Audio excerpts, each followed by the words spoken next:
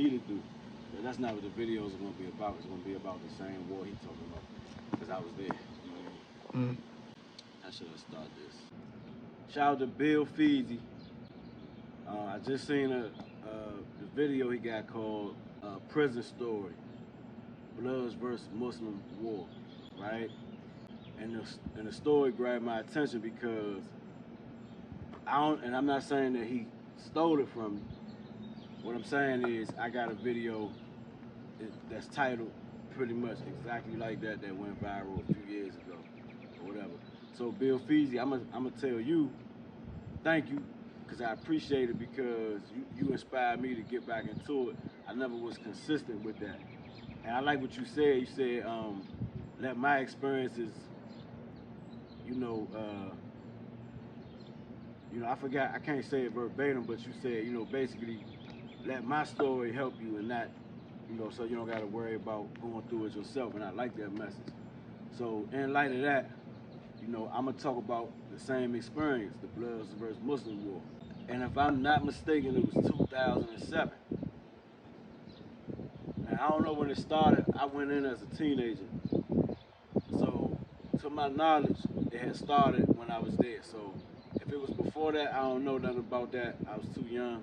I don't know. So all I know is I was in the Baltimore Penitentiary, and if my memory is correct, it was 2007. I think it had to be 2007. And I'm in the Baltimore Pen, and all we know was a Muslim that got killed in Child Hall. So, and for those that don't know what Child Hall is, that's the cafeteria where we, eat our food at. You get what I'm saying? How you doing? Right. We got you. So yeah, that's where we go to eat our food at. You know what I mean? Or some people call it the mess hall or whatever, right? So, but he got killed there. And then the story come out, you know how jail is. It spread like, it's like on the street but faster. All right, because we all in the same place. So, so it come out that it was three Bloods, and the three Bloods had cut the line, and in jails where Bloods are deeper than everybody else, which is a lot of jails, they tend to do that. We're just gonna keep it 100. They tend to do that type of stuff. Like, it'd be a lot of disrespect. So they tend to do that. So, so everybody knew what was going on at that point. So, we waiting for, we know it's gonna be something. We know it's gonna be another fatality or something, And but it was quiet for a while. The head of security, and I'm gonna just leave his name out of this. The head of security, somebody I knew on the street. And mind you, I was renegade. I was not participating. And no, most people didn't even know I was Muslim. That's a fact. Anybody that was in jail with me, go ahead and vouch. Y'all know what time it was. I wasn't running around with the Muslims. You know what I mean? Towards when I was about to go home, I started to, be with the brothers and all that. But I wasn't trying to get in the politics they had going on. They had too much stuff going on that I ain't agree with. So I wasn't in. 9 out of 10 people didn't even know I was Muslim. And even the ones that did, they didn't really consider me because I wasn't part of the, the group. So anyway, I'm on lockup at the time. What tier is that? What is that? B block? A block. What was that? I think it was A. Shit, I don't know. I think it was A block, I believe lockup was. And I was on the 5th tier. It was overcrowded. They put me on the 5th tier. Cell by myself, which I appreciate. So, we talking through the doors, trying to see what's going on, And I could see the yard side from my cell window. So, well, not really my cell window. I had to look out across the tier. and then the window was right there, and through that I could see the yard, so I could always see what was going on. So we could tell something was going on with the bloods in the yard. All right. So for those that don't know, well, you know what? I'll leave that out too. So, but we could tell what was going on with the bloods, you know, the alleged bloods in the yard. We knew something was about to definitely happen. The head of security walked over to the group of bloods. The head of security for the Muslims walked over to the group of bloods, and I could kind of make, so all the windows was busted out. Everybody know he was in the Baltimore Pen or Hagerstown, or you know, like what was that, the new jail. A lot of times the windows busted out. That's how the pigeons flying. You know what I'm saying? So, you know, you could hear on the yard. I could hear vaguely, but later on I got the story in full detail from people that I knew that was in it. You know what I mean? So the head of security went to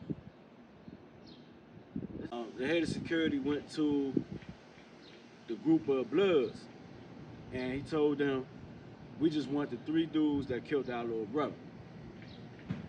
We don't really, you know, we ain't trying to make it a war, you know, because if anybody know anything about Islam, you know, you're not supposed to carry yourself in a way of, you know, that just bring war about, you know, so you're supposed to be humble and upright and things like that. So the first thing you should go to shouldn't ever be war. Yeah, there's people coming. You know, he approached them, and that's basically what he told them. You know, we just want the little dude that killed our little brother. All right. So they, from my understanding, they told the head of security for the Muslims that SMD. Y'all know what that means. Told them SMD, you know. So shit, I don't know if you could get no more disrespectful than that. But I'ma just tell y'all, man, he quickly regretted that. Not right away. Head of security walked away, said, okay. And he went and he called the Adhan. So shout out to Bill Feasy again when he was saying the song that they were singing. It's not a song and it's not singing. But I understand what you were saying, but I'm just, you know, in case you wanted to know, a little FYI joint. But, so he called the Adhan, which is the call to prayer. Call to Salat. Salat means prayer. So, and when he called the Adhan, the brothers got behind him, faced the east. So it's not about the sun either, you know what I mean? It's about the fact that the sun does rise in the east, but we're really praying towards Mecca. All right? So, okay, so a group of brothers line up and they start to make salat. And a group of brothers is standing behind each brother. Then it flipped. The brothers that was guarding them while they was making salat, made salat, while the brothers that was praying at first guarded them. And then they got up and they formed like a half circle.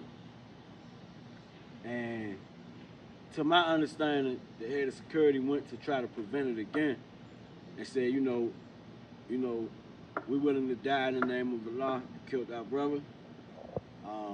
We don't want it to be a war, but it's basically dead now. So if y'all want to de-escalate it, this is the only time left to de-escalate the situation. And you know, the Bloods, you know, do what Bloods do. You know, they ain't tripping. So you know, they violate them again. And so you just hear the brother say, like a lion too. And he a big dude, you know what I mean? Scream, Allahu Akbar. To those that don't know, that just means that God is great, you know, and we say that in remembrance so that we don't forget not to fear a man and to offend God by fearing another man. So that's what that's about for people that don't know. He said that. Wait, all right, we're good now. We're good now. All right. So he said that, and what can I say? All hell broke loose. All of hell broke loose.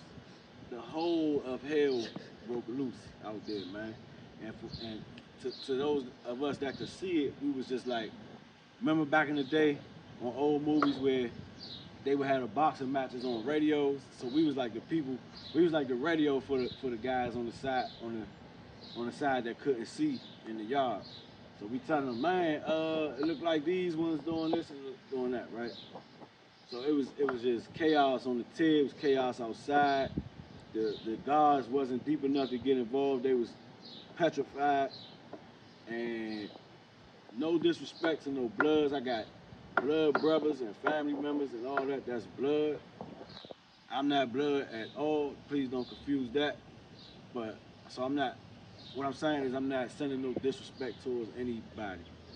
But I'm just telling the truth, and that's what matters on my page. And if you get offended by the truth, go ahead, scoot your boots, unsubscribe, all that good stuff. I don't care nothing about that, right? I'm not taking away from nobody or saying nobody weak. Everybody got their day where they lose. Everybody got their day where they win. The Bloods lost that day in a severe fashion. It was a hole in the gate that they was climbing through that was not physically possible to climb through. They wasn't even running. They was just running through the gate and staying on the other side of the gate. They didn't try to escape. It's in the middle of East Baltimore. So if they wanted to escape, I'm pretty sure they could have. They didn't. It was people throwing their state jackets onto the barbed wire, jumping up, climbing over, still cutting themselves up real good, and just to get out of the slaughter. You know what I mean? Because it was a slaughter, and a lot of brothers lost their lives that day. So rest in peace to them too. I don't know who. I don't know him personally. I knew one person personally, and we didn't have like the best relationship. But he was Muslim. Muslim, he lost his life that day. You know what I'm saying? Peace be upon him. And that's how that went. In the aftermath, you know, of course, it was a bunch of stabbings, fights, and you know, probably more fatalities that followed that situation. Of course, you know, and then, of course, it spread to other jails. I'm just telling y'all about where it was, what happened at the jail I was at the time that it happened. So, if something happened different in your jail, that's cool. This is what happened in the Baltimore Penitentiary in 2007, summertime. Don't know which month. I believe it was 07. I'm like pretty positive that it was 07. So if anybody else was there, y'all could vouch for that. And you know, it was an unfortunate situation, man. So at the end of the day, everybody lost. And like my man Bill Feasy said, I'm gonna give him his respect every time I say this. Let my experiences be enough for you to, you know, make that right instead of that left. You know what I mean? Especially to the youngest. You know, because like he said, you know, everybody, you know, it's youngers out here that's killers, man. That's all type of stuff, but they don't got the wisdom because it ain't get real for them yet. It ain't get real for them yet. A lot of people do things and regret it later. A lot of people is in a phase right now where they moving and grooving and looking good. It sound good, it look good to the streets. It look good, and you just top dog and all that, but reality ain't hit you yet. And when it's due, hopefully you know you prepared. Hopefully you got some kind of warning that reality was coming, because it'll hit you in ways you would never expect, man. And prison is just like if you ever vision hell in your head, and if it was a physical place, then that's what it is. So it ain't nothing cool about it. It ain't nothing. It's literally the worst place you could go in your life. I don't care what hood you from, prison is worse. So let's just say, man, it's best to stay out of there. Let's say that. And that's what I got to say about that, man. Rock Killers, brown skin, calm gentlemen. Don't play with me, because I ain't one of them. And like, comment, subscribe. I'm out.